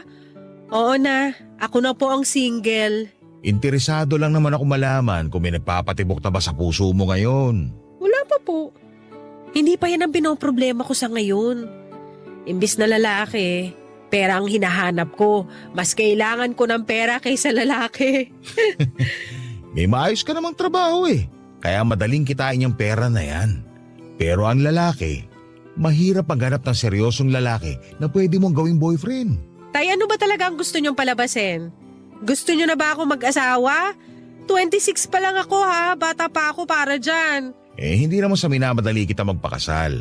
Gusto ko lang masigurado na habang malakas pa ako maihahatid pa kita sa altar. Darating din naman tayo dyan. Siyempre, hindi naman ako magpapakasal kung kailan uugod-ugod ka na. Gagawin ko yun kapag ready na ako. Sa ngayon hindi pa po talaga. Ganun ba? Pasensya na, excited lang ako eh. Alam mo naman, hindi kami kinasal ni Odette. Hindi rin naman namin naranasan ni Marisa magpakasal sa simbahan. Kung sakali, sa'yo ko lang mararanasan yung maglakad sa altar kapag ikinasal ka na. Hindi yung ginagawa ng lalaki eh. Ang pressure naman po nun. Pero sige, hayaan nyo't balang araw mangyayari din yan. Pero tama ka, bata ka pa. Gawin mo ang gusto mong gawin. Huwag mong madaliin ang lahat. Enjoyin mo lang ang buhay.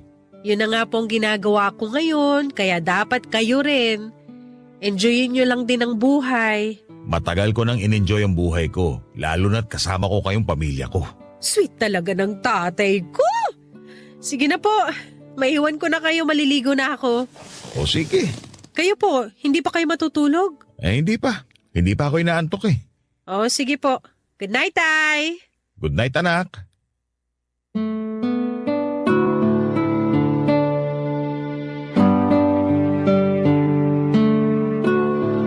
Papadudon si tatay ang nagsilbing inspirasyon ko, kaya ako nagpursige sa pag-aaral. Gusto ko kasing ibigay sa kanya mga pangarap niya noong kabataan niya na hindi niya natupad. Tubong Samar si tatay, 7 silang magkakapatid at ang tanging hanap buhay ng mga magulang niya noon ay ang pangangalakal. Hindi siya nakapagtapos ng high school hanggang 2nd year lamang siya noon dahil sa kawalan ng pera. Kasama ang kuya niya ay nagpunta sila rito sa Maynila para maghanap ng trabaho. Nakapasok silang pareho sa construction at ilang taon silang namuhay sa isang kahig isang tuka na buhay hanggang sa naaksidente ang kuya nito at nabaldado. Simula noon ay si tatay na ang sumuporta sa kuya niya hanggang sa binawian nito ng buhay papadudot. Sinikap ni tatay na maghanap ng trabaho at naging kargador siya sa palengke at doon na nga niya nakilala si Nanay Odette. Naging magkasintahan sila, nabuo ako at naghiwalay sila at saka naman nakapangasawa si tatay ng pangalawa, si Nanay Marisa. Simple lang naman ang pangarap ni tatay noon, Papa Dudut. Ang matutong mag-drive ng motor. Noong nakapagtapos ako ng pag-aaral at nakahanap ng trabaho bilang bank teller, ay yun ang unang naipundar ko.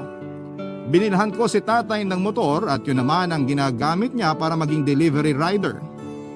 Simula noon, Papa Dudut, ay wala na akong ibang ginawa kundi ang ibalik kay tatay ang sakripisyong kanyang ginagawa para sa akin at sa aming pamilya, Papa Dudut. Barangay Love Stories. Barangay Love Stories. Isang araw may balitang hindi ako napaghandaan. Habang nasa daan at may ihahatid na delivery ay nagulungan ng isang pampasaherong bus ang motor na sinasakyan ni tatay matapos itong mawalan ng preno. Naghihintay lang siya noon sa go signal ng traffic light sa isang intersection nang biglang araruhin ng bus ang lane nila tatay. Naipit ang katawan nito sa sarili niyang motor at nagulungan pa ng bus. Mabuti na lamang at nakasuot siya ng helmet kaya walang masyadong tama ang ulo nito. Naitakbo pa siya sa ospital ng mga taong tumulong noong araw na yon, Papa Dudut. Noong oras na nangyari ang aksidente ay kakapasok ko lamang sa trabaho. Sa katunayan ay si tatay pa ang naghatid sa akin sa bangko kung saan ako nagtatrabaho. Sobrang daming tao noon sa bangko dahil payday kaya wala akong time na mag-check ng phone ko. Lunch break na noong nalaman ko ang balita tungkol kay tatay. Punong-puno ng missed calls ang cellphones ko noon at mula sa kapatid ko ang lahat ng tawag. Nung nalaman ko kung ano ang nangyari ay dali-dali ako nagpaalam sa supervisor ko at pinayagan naman niya ako na mag-early out para makapunta kaagad sa ospital. Doon ay naabutan ko ng nag-aagaw buhay si Tatay Norman. Halos madurog ang puso ko noong nakita kong sari-saring equipment ang nakakabit sa kanya. Puno rin ng benda ang katawan nito, Papa Dudut. 15 minuto matapos ako makarating sa ospital ay tuluyan ang nagpaalam sa amin si tatay. Parang bumagsak ang puso ko sa sahig noong ibalita sa amin na hindi na-revive ng mga doktor si tatay. Sa sobrang sama ng loob ko sa balitang nalaman ko ay nawalan pa ako ng malay, Papa Dudut.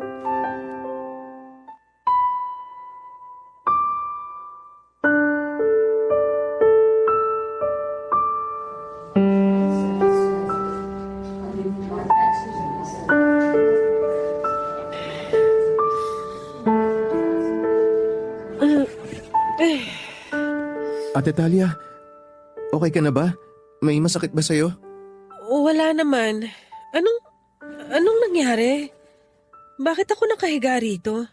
Nawalan ka ng malay kanina. Mabuti nga nasa kita eh. Kung hindi, baka tumama yung ulo mo sa sahig. Si tatay. Nasaan si tatay? Kumusta na siya? Ate, Hindi! Hindi! Sabihin mo na-revive siya, di ba? Na-revive siya ng mga doktor. Dapat hindi sila tumigil. Hindi pwedeng mamatay si tatay. Diyan! Sabihin mo buhayin nila si tatay. Kailangan ko siya. Kailangan ko tatay ko. ate, kumalma ka lang. Sagutin mo ako. Nasaan si tatay? Sabihin mo sa akin buhay pa si tatay. Buhay pa siya, di ba? Diyan! Please, buhay pa siya, di ba? Ate, sorry pero wala na talaga. Ginawa nila ang lahat pero hindi na talaga kinaya ng katawan ni tatay. Hindi! Hindi pwedeng mamatay si tatay! Marami pa kaming gagawin eh! Hindi ba ako nakakabawi sa kanya? Ihatid pa niya ako sa altar kapag ikinasal ako eh! Nag-promise ako sa kanya na tutuparin ko yung pangarap niyang yun! Alam ko nakakabigla yung nangyari. Ako rin hanggang ngayon. Hindi pa rin ako makapaniwala na wala na talaga si tatay. Panaginip lang to. Masamang panaginip lang to. Hindi to totoo. Gisingin niyo na ako. Parang awa niyo na. Gisingin niyo na ako sa pangulo. Ate, sorry, pero wala na talaga si tatay.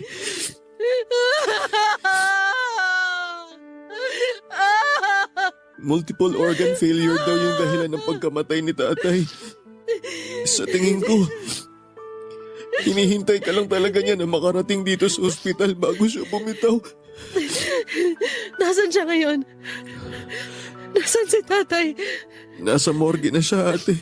Gusto ko siya makita. Samahan mo ko. Ate, wag na. Mas mabuting makita mo si tatay kapag nabihisa na siya. Ayoko makita mo siya sa lagay niya ngayon. Kailangan niya ng kasama. Hindi pwede mag-isa lang si tatay doon. Huwag ka mag-alala. Kasama naman niya si Kuya Arnold eh. Si Kuya na rin na nag-asikaso ng mga kailangang ayusin para may uwi natin si tatay. Eh si nanay, alam na ba niya yung nangyari? Nasa bahay siya. Alam niya na. Kumusta siya? Okay lang ba siya? Hindi rin maganda estado ni nanay ngayon. Binaba niya agad yung tawag nung malaman niya yung balita. Maglilinis daw siya. Gusto niya na bago dumating si tatay, maayos yung bahay na madadatnan niya. Kailangan daw niyang ibaling sa iba yung isip niya ngayon kasi kung hindi raw baka hindi niya kayanin. Dapat si nanay na lang sinamahan mo doon. Sinong kasama niya ngayon? Pumunta na raw doon si Kuya Bert. Kailangan na muna niyang dumaan sa presinto para makausap yung mga pulis. Ano palang balita? Nahuli na ba yung driver? Oo, nahuli na siya. Siya mismo nagdala sa sarili niya sa mga pulis.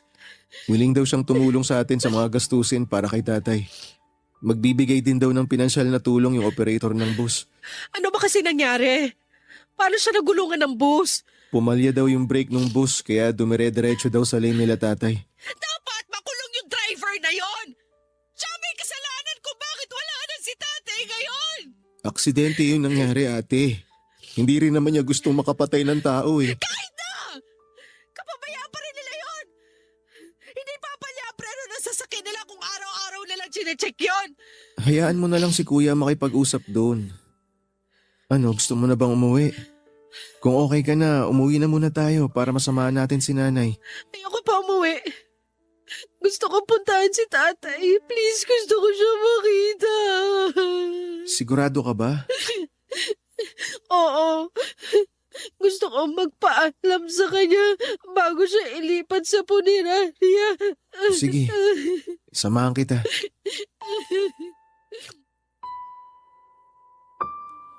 Limang araw naming pinaglamaya ng mga labi ni Tatay Norman bago namin siya inilibing. Noong nawala ang mga pailaw, bulaklak at mga taong nakikiramay ay sakalang nag-sink in sa akin ang katotohanan. Nawala na talaga si tatay. Napakabigat ng mga araw na yon para sa amin dahil doon pa lang kami nagsimulang makapag-adjust sa bagong buhay namin kung saan ay hindi na namin kasama ang aming padre di pamilya. Papadudod sa mga sumunod na buwan ay naging in denial ako sa biglaang pagkawala ng tatay ko. Ang mga maruruming damit niya ay hindi pa nalalabhan, ay nandun pa rin sa kinakalagyan nito. Ang mga gamit ni tatay sa pag-aayos ng kanyang motor ay nakakalat pa rin sa bakura namin na para bang anumang oras ay bigla na lamang siyang darating para ligpitin ang mga yon. Doon ko lang napagtanto na kailanman ay hindi na babalik si tatay. Wala nang bubungad sa akin kada umaga na nagkakape sa may kusina habang nakikinig ng balita sa DZBB. Wala nang maghahatid at susundo sa akin sa trabaho. Wala na rin akong kakwentuhan tuwing gabi bago matulog. Ang taong pinaka-importante sa buhay ko ay hindi ko na makikita pa kailanman. Yun ang katotohanan na mahirap lunukin pero kinakailangan. Tumigil na ang mundo niya pero ang amin ay umiikot pa rin at nagpapatuloy pa. Mahirap man ay pinilit kong ipagpatuloy ang buhay at ginawa kong motivation ang mga pangarap ni tatay para sa aming magkakapatid. Kahit na wala na siya sa mundong ito ay gusto kong tuparin ang mga pangarap na yon para kapag nagkita kami ulit balang araw ay masasabi kong naging makabuluhan ang naging buhay ko. Sa pagdaan ng 2 taon ay tulong-tulong kaming magkakapatid para malampasan ang masakit na pangyayaring yon sa buhay namin, Papa Dudut.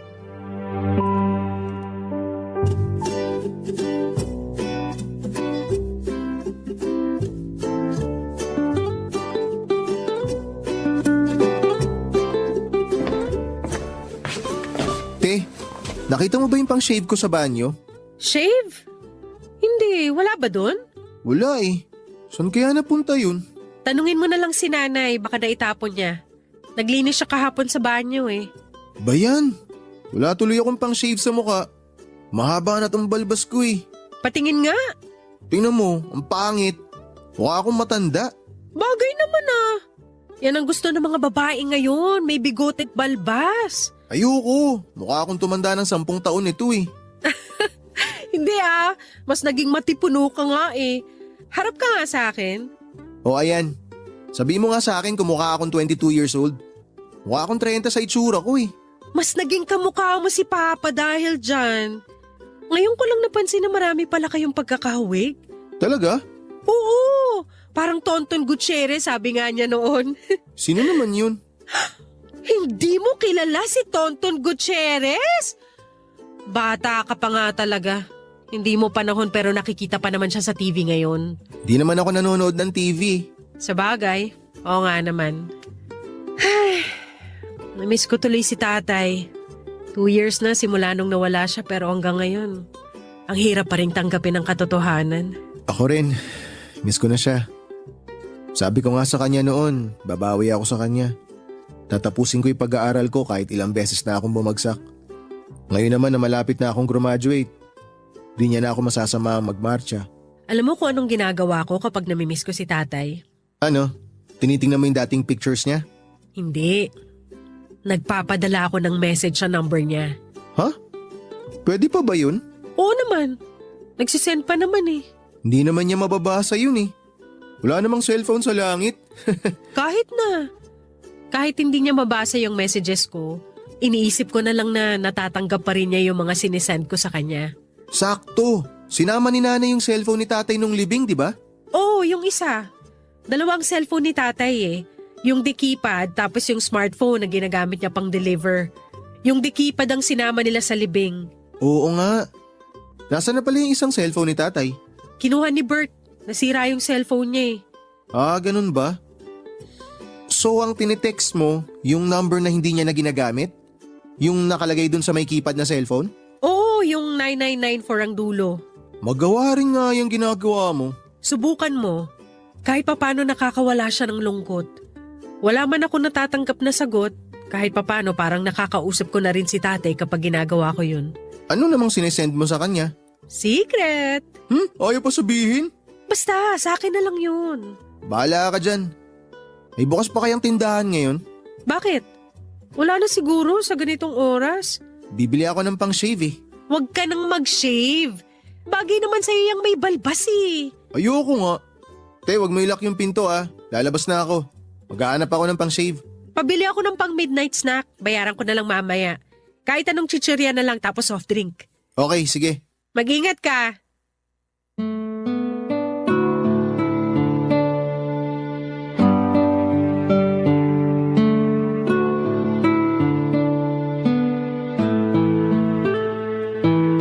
Papa Dudut, yun na po ang nagsilbing comfort zone ko kapag malungkot ako o may pinagdadaan ng problema. Lagi kong inilalabas sa mga sama ng loob ko sa pamamagitan ng pagpapadala ng message sa phone number ni Papa. Para akong batang nagsusumbong sa kanya noon kahit na alam kong never na akong makaka-receive ng reply mula sa kanya. Ang dating number niya ang nagsilbing emotional dump ko simula noong nawala ang tatay ko, Papa Dudut. Hindi lang naman puro problema ang ibinabahagi ko kay tatay. Pati small blessings and achievements ko sa buhay ay ibinabalita ko rin sa kanya. Katulad na lang, noong lumipat ako ng bangko, saka nung nakabili ako ng sarili kong motor. Pati nung nakapagtapos ang bunso naming kapatid na si John at nung nakasampa na sa wakas sa barko ang pangalawa kong kapatid. Lahat ng yon ay sinesend ko sa dating phone number ni tatay. Alam ko naman na hindi niya nababasa ang mga mensahe kong yon para sa kanya. Pero sa tuwing ginagawa ko kasi ang bagay na yon ay para bang nagkakaroon kami ng koneksyon ng tatay ko. Sa pamamagitan noon ay lumalakas ang loob ko. Napapawi ang lungkot at pagod ko at mas napapatatag ang loob ko.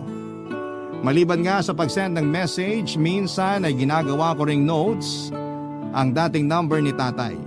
Kapag may grocery list ako o may wish list ako para sa mga susunod na taon, ay tinetext ko rin ang lahat ng yon sa kanya, Papa Dudut. Barangay Love Stories. Barangay Love Stories.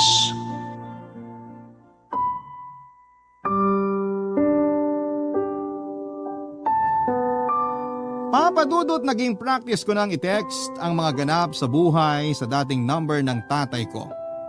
Hanggang sa isang araw ay nagulat ako nang bigla na lamang akong nakatanggap ng reply mula sa number na yon. Bagong gising lang ako noong nabasa ko ang notification sa cellphone ko. Akala ko nga ay nananaginip lamang ako noong nakita ko yon dahil imposibleng mag-reply si tatay sa mga message ko. Kabado kong binuksan ang message na yon na ang nakalagay ay kaya mo yan, laban lang. Halos maiyak ako noong nabasa ko ang mga katagang yon. Lagi kasing yon ang sinasabi sa akin ni tatay nung nabubuhay pa lamang siya.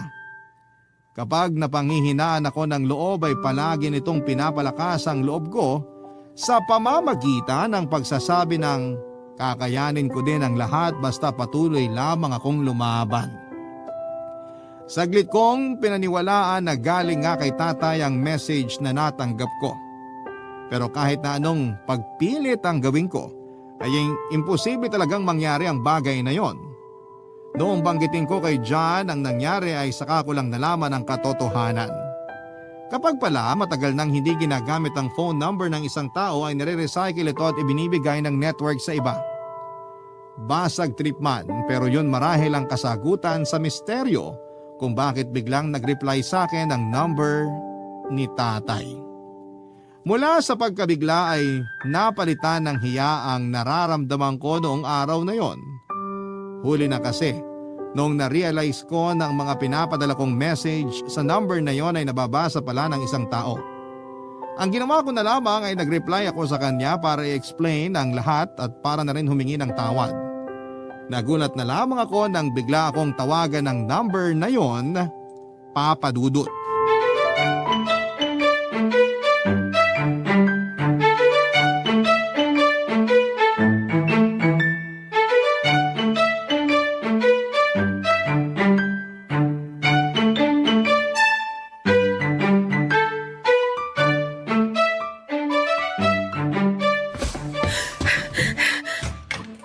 Nakakagulat ka naman. Anong gagawin ko? Sinong tumatawag? Yung number ni tatay. Tumatawag sa akin yung bagong may-ari. Eh di sagutin mo. Bakit ko sasagutin? Hindi ko naman siya kilala. Ilang taon mo na siyang mini-message, di mo pa yun kilala? Hindi naman kasi siya nagre-reply. Tsaka, hindi ko naman alam na may iba na palang nagmamay-ari ng number ni tatay. Sagutin mo na lang tapos mag-explain ka sa kanya. Nag-text na ako tsaka nagsuri na rin ako sa mga pang-aabala ko. Ewan ko ba't bigla na lang siyang tumawag. Ano bang sabi? Wala siyang reply, bigla na lang siyang tumawag. Hindi ko siya sinagot. Eh di hayaan mo na lang. Ayan, tumatawag na naman siya. Sagutin mo. Ayoko. Ikaw na lang. Amin na nga. Hello? Hello? Sino to? Ako yung mini-message mo palagi. Nabasa ko yung huling text mo. Na-curious lang ako kaya ako napatawag. Hindi ko alam na lalaki ka pala. Sorry kung naabala kita. Actually, hindi ako yung may-ari ng number na to. Sa ate ko to. Huy, Sa ate mo huwag ba mo nang to? sabihin na ako Oo. may-ari ng number na yan. Natatakot lang siya na sagutin yung tawag mo kaya ako yung inutusan niyang sumagot. Ano palang kailangan mo? Ba't ka napatawag? Wala naman. Gusto ko lang sanang makausap yung ate mo. Parang kailangan niya ngayon ng makakausap eh. Kaya naisip ko na makinig sa kung ano mang pinagdadaanan niya. Ah, ganun ba? Uy, ano nang pinag-uusapan Sandali, niyo? huwag ka maingay. Patayin mo na yan. Sorry, yung ate ko kasi. Katabi ko siya ngayon. Kinukulit ako. Pwede ko ba siyang makausap? Kung okay lang naman. Kung ayaw niya, maiintindihan ko. Oo naman. Teka, ibibigay ko na sa kanya tong phone. O ayan, hinahanap ka. Bakit daw? Gusto ko lang niya makausap. Oh, kunin mo na. Ayoko. Kunin mo na. Malilate na ako sa pupuntahan ko eh. Kailangan ko pa magbihis. Ikaw talaga pahamak ka. Hello? Hi, magandang umaga sa'yo. Magandang umaga rin. Ikaw na ba yung may-ari ng number na to? Oo, ako nga. Ako pala si Kyle. Talia. Tawagin mo na lang akong Talia. Ate, pwede ba sa labas na kayo mag-usap? Magbibihis pa ako eh. Kyle, sandali lang ha.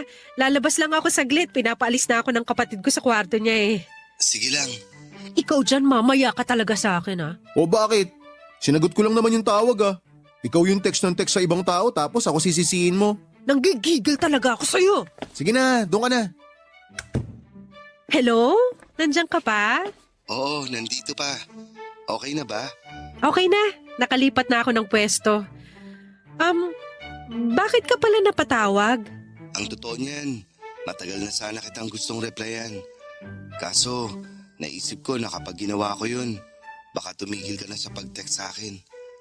Pakiramdam ko kasi, wala ka nang ibang makausap kaya nagte-text ka na lang sa random number ng mga problema mo sa buhay. Kaya hinayaan ko na lang. Tapos nung nabasa ko yung text mo kagabi, ramdam ko yung nararamdaman mo. Kaya napareply ako nang wala sa oras. Tungkol pala dyan. Sorry talaga ah. Hindi ko alam na may iba na palang gumagamit sa number ni tatay. Dati kasing number ni tatay ang gamit mo ngayon. Ah, kaya pala. Ngayon gets ko na kung bakit puro tatay ang nakalagay sa text mo. Akala ko codename lang yun. Pero ayun nga, tumawag lang ako kasi matagal na akong curious sa'yo. Tapos gusto ko lang din sabihin na ituloy mo lang yung ginagawa mo. Kung wala kang mapaglabasan ng sama ng loob, mag-text ka lang sa akin. O pwede mo rin akong tawagan. Makikinig ako sa mga problema mo.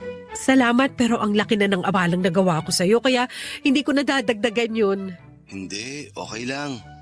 Gusto kong makatulong sa pinagdadaanan mo. Ganyan din kasi ako noon eh. Wala akong malapitang tao pagdating sa mga problema ko. Ang hirap nung ganun kaya ako na mismo nag-o-offer sa sarili ko. Ganun ba? Salamat at naiintindihan mo ko. Oo naman.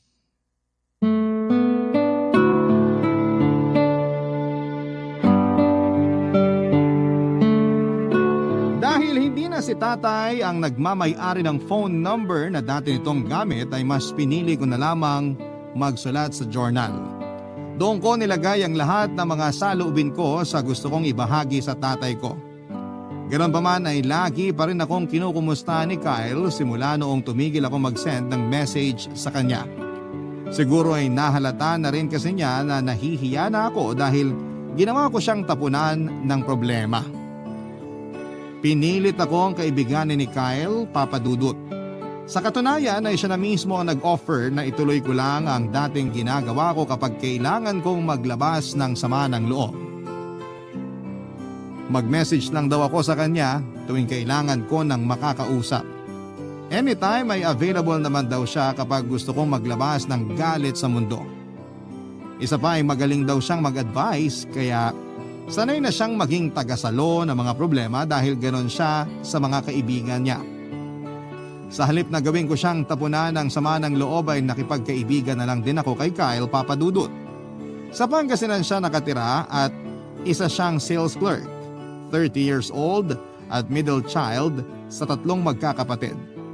Wala na akong planong idamay pa si Kyle sa mga problema ko noon sa buhay pero dahil magkalayo naman kami ng tirahan at mukhang malabo naman kaming magkita ng personal, ay sa kanya ako minsan nakikipag-usap tuwing nami-miss ko ang tatay ko. Malaki ang naitulong ni Kyle para mapawi ang lumbay na nararamdaman ko. Mula sa personal number ay nagpalitan kami ng Facebook account at doon namin tinuloy ang komunikasyon naming dalawa. Matapos nga ang ilang buwan, Papa Dudut, na pag-uusap ay biglang naisipan ni Kyle na dalawin ako sa Maynila.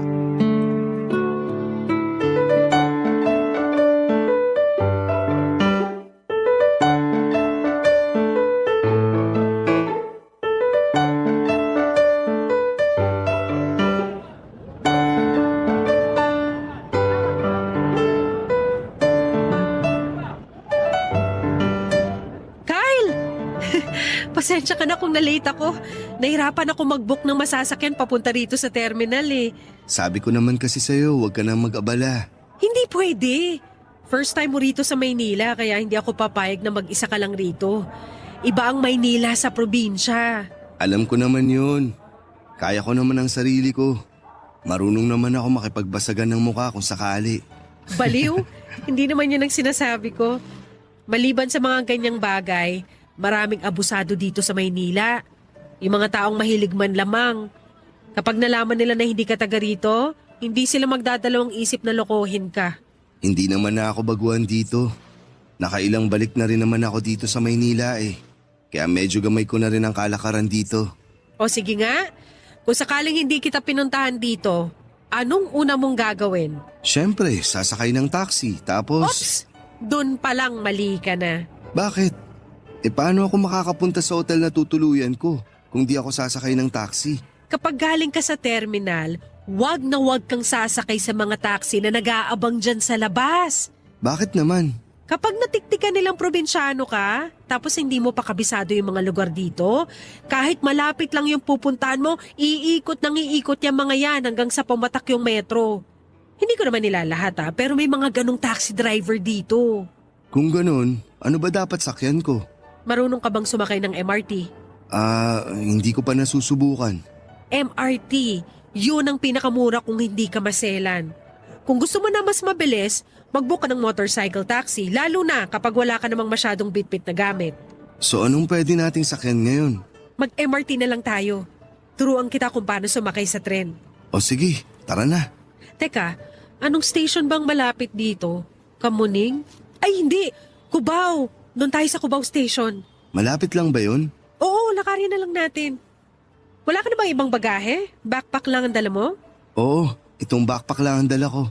Wali ka na, para makapagpahinga ka na. Okay, sige, tara. So, kumusta naman? Kumusta ang biyahe mo? Maayos naman. Nakakangalay kasi halos 3 oras din yung biyahe ko. Talaga? Oo, tapos umaga pa ako bumiyahe kaya medyo traffic din sa ibang lugar kasi may pasok. Ikaw, kumusta ka naman? Ayos lang din. Pagod sa trabaho pero lagi naman eh. Kahit nakaupo ka lang, tapos naka-aircon pa? Uy, nakakapagod kaya magtrabaho sa bangko. Hindi man physically, mentally draining naman.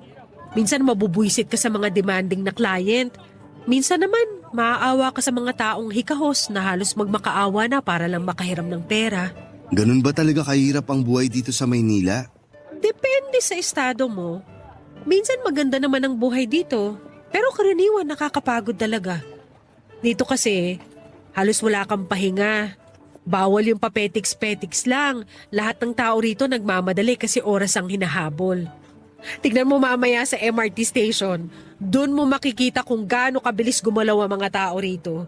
Plano ko pa naman sanang lumipat dito. Talaga? Bakit hindi mo gawin? Matapos mo akong takutin, nagdadalawang isip na tuloy ako. Hindi naman pananakot yun. Parang warning lang tungkol sa buhay dito sa Maynila.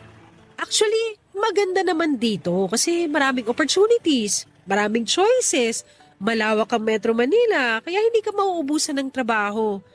Yun nga lang, kailangan mo talaga magkaroon ng matibay na loob. Hindi ka pwede maging mahina kasi nga matatabunan ka lang ng mga taong malalaki ang pangarap sa buhay. Nandito ka naman na makakasama ko kung sakali, di ba? Oo naman. Matapos kitang tabunan ng sari-saring problema ng ilang taon, mabuting ako naman ngayon ang sumalo sa'yo. Ready akong tumulong sa'yo anytime. Talaga ba? Syempre naman. O sige, kung ganun, unahin na natin tong problema ko ngayon. May problema ka ngayon? Oo, kanina pa ako gutom eh. Kumain muna kaya tayo. Oh, sige. Di ka naman nagsabi. Ano bang gusto mong kainin? Hanap muna tayo ng makakainan. Papadudod si Kyle ang perfect example ng description na tall, dark, and handsome. Kapag pinagtabi kami ay parang kalahati lang yata ako sa tangkad niya. Ang kwento niya sa akin ay dati ay kasakasama raw siya ng tatay niya na pumapalaot para mangisda noong kabataan niya. Kaya hindi na bumalik sa dati ang kulay ng balat nito. Ako ang sumundo kay Kyle sa bus terminal noong dumating siya sa Maynila. Nung una'y nagkakahiyaan pa kami dahil first time lang naming magkita, Papa Dudut. Dinala ko siya sa isang restaurant para doon kumain. Hindi nagtagal ay nawala din naman ang hiya namin sa katawan at lumabas din ang pagiging close namin sa isa't isa. Parang ang sobrang tagal na naming magkakilala noong magkita kami. 2 araw siyang nagstay sa Maynila at ipinakilala ko siya sa mga kapatid ko at sa nanay ko at sobrang namangha sila kung paano kami nagkakilala. Sinubukan akong ligawan ni Kyle matapos ang ilang buwan noong mga panahong yon ay hindi pa ako handang magkaroon ng karelasyon at naiintindihan naman niya yon. Hinintay niya ako na maging ready at noong nakita ko naman kung gaano ka-sincere si Kyle sa pagmamahal niya sa akin ay sinagot ko rin siya kalaunan. 1 taon at 3 buwan na kaming magkasintahan sa ngayon at patuloy ang pagiging matibay ng aming relasyon.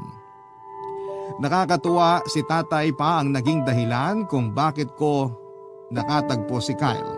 Siguro'y yun na rin ang naging paraan niya para ibigay ako sa tamang lalaki. Patunay na kahit nasa kabilang buhay na siya ay patuloy pa rin niya akong ginagabayan. Papa Dudut, eto na po ang ending ng aking kwento. Hanggang sa muli, maraming salamat sa Barangay Love Stories at mabuhay kayong lahat. Ang inyong kapuso at kabarangay, Talia.